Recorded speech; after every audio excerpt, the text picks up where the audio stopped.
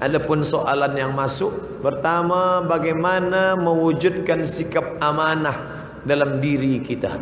Bagaimana mewujudkan sikap amanah dalam diri kita? Pertama, kita mesti tanamkan dalam hati bahawa aku sedang memikul amanah. Amanah roh, amanah jasad, amanah ayah, amanah bunda, amanah anak, amanah istri, amanah waktu, amanah alam semesta. Maka amanah ini mesti aku jaga. Bila aku jaga, maka Allah beri gelar aku Al-Amin. Aku pemegang amanah. Bila aku tak jaga, maka aku akan menjadi Al-Khain. Aku adalah seorang pengkhianat. Dan bila aku pengkhianat, maka azab yang diberikan Allah, innal munafiqin, orang yang pengkhianat, munafik fid darkil asfal, letaknya dalam keraknya neraka jahanam. Takut. Kalau ada rasa takut dalam hati, maka kau beriman. Khatib naik ke atas mimbar hari Jumaat. Apa kata khatib? Ittaqullah. Takutlah kepada Allah.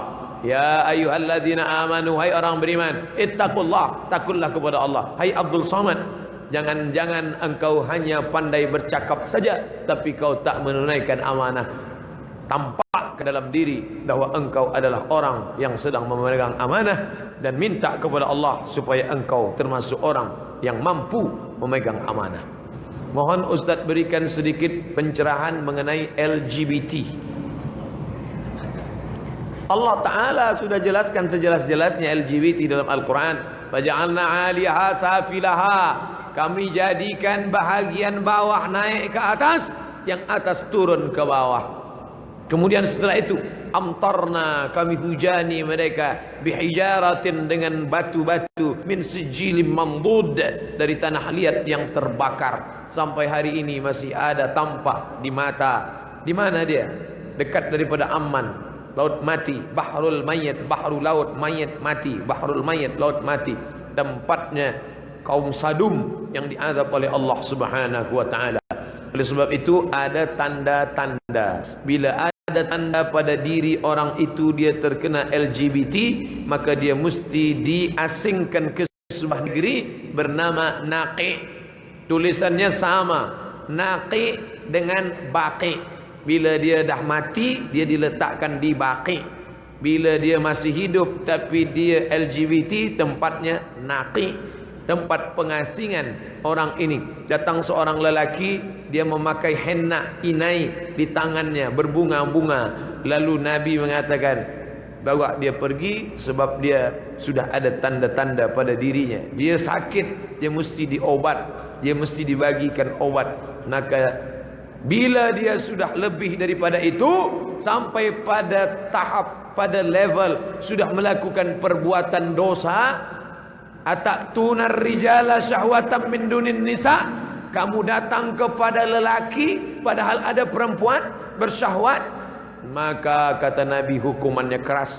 Man wajadtumuhu, sesiapa sahaja yang kamu dapati ya'malu amala qaumi Lut, melakukan perbuatan amal umat Nabi Lut, faqtulul fa'il wal maf'ul, maka bunuhlah yang melakukannya dan orang yang menjadi korban daripada perbuatan ini. Na'udzubillah. Nah, semoga Allah Ta'ala menjaga anak cucu cicit kita daripada LGBT. Apa punca yang membuatkan kita tidak amanah? Pertama, tidak percaya kepada yang ghaib. Bila saya tak jaga masa lalu, masa sekarang, masa hadapan, apa bagi saya? Masuk neraka. Mana neraka itu? Kamu dicatat malaikat. Mana malaikat itu? Kamu akan mati. Bila saya mati, saya akan dimakan cacing tanah. Roh kamu akan bangkit. Mana roh itu? Kamu akan menghadap Allah. Puncanya adalah melawan. Mana Allah itu? Maka pokok pangkal daripada musibah kita adalah tidak percaya kepada yang ghaib.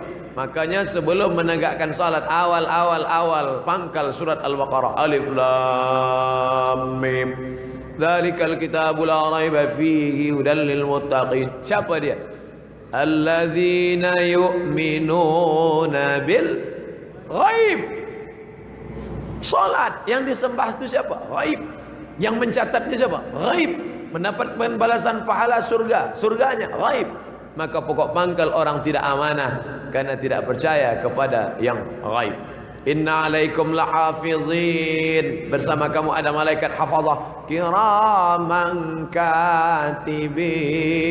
Kiraman, mulia. Katibin, mencatat. Ya'lamuna ma taf'alun. Mereka tahu apa yang kamu lakukan. Engkau diawasi oleh siapa? Dia. La ta'khudhuhu sinatu ala naum.